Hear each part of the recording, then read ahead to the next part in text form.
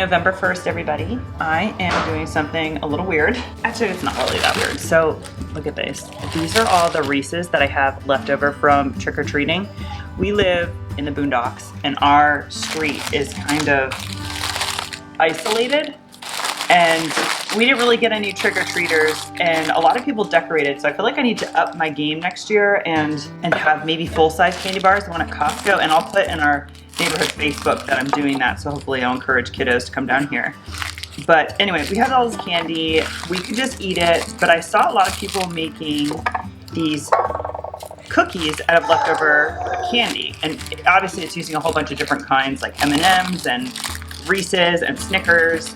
We have Matt did take some to work, but I have so many of these. So we're gonna make chocolate chip cookies with Reese's peanut butter cups. Tilly is using the Love Every Moth in the other room. Paul is finishing his breakfast. He slept in a little bit. He's watching Handyman Hal. I'm gonna make them with the kids. I'm using a recipe. I cannot find a recipe that I like. Hopefully this crinkling isn't too loud. So I got this from allrecipes.com. It has a bunch of reviews, and I'm just substituting the chocolate chips for chopped up candy, basically. I don't know. I might add some mini chips in here just to mix it up. We'll see.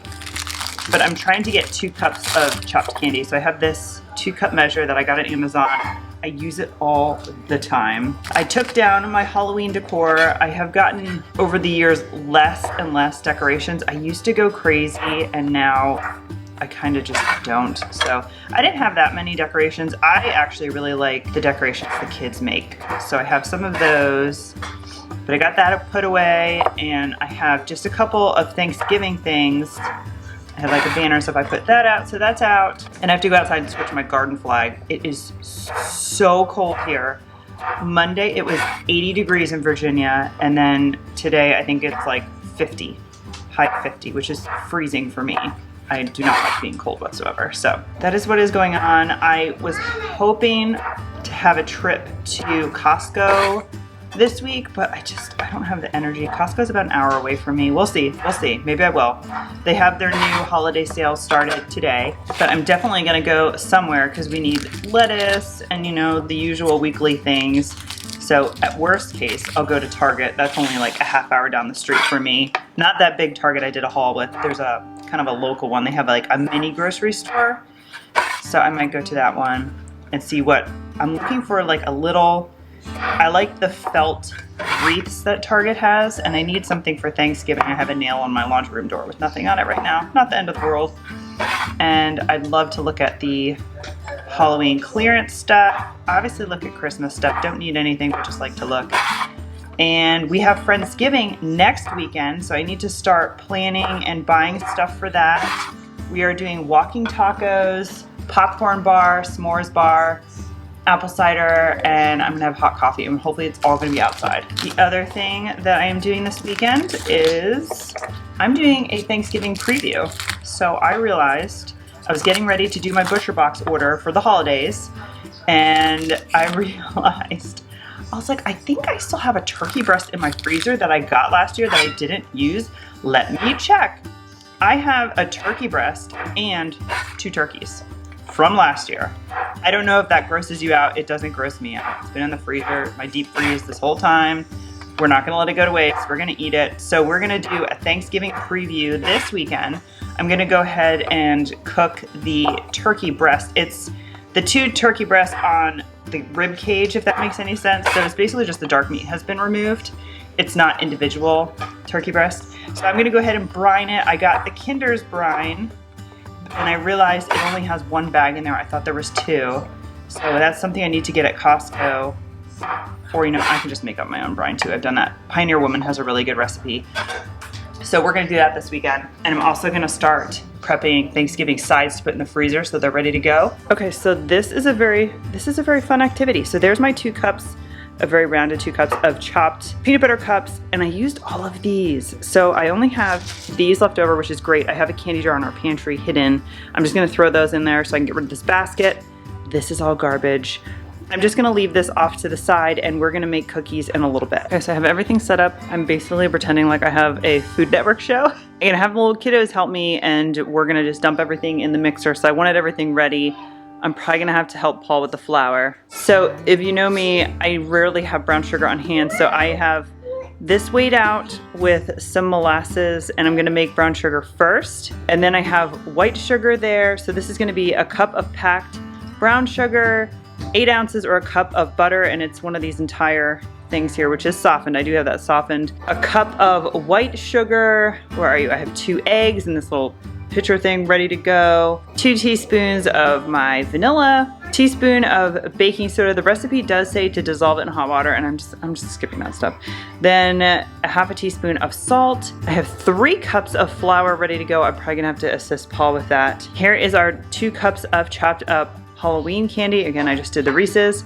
And the recipe calls for the 2 cups of chocolate chips, which I'm substituting candy, and then 1 cup of nuts, which sounds amazing. But I'm going to add just a half a cup of these mini chips.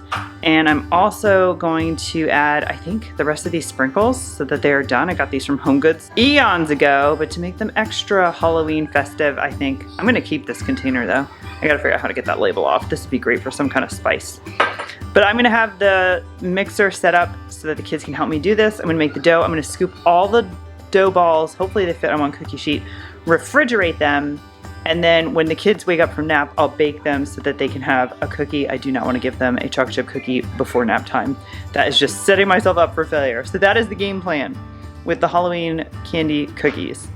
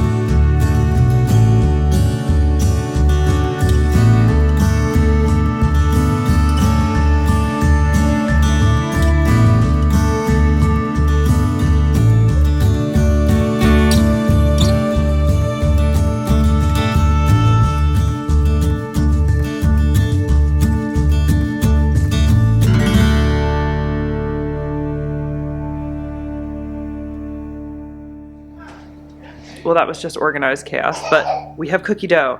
It looks very thick. I think my Reeses completely broke down in here because I did it with the mixer, but it's fine. It's fine. There's still chunks in there. I'm going to scoop all of this out onto this sheet, cover it, throw it in the fridge. I'm hoping it all fits on here, but this is a lot of dough. We'll see. And then we're going to bake some later.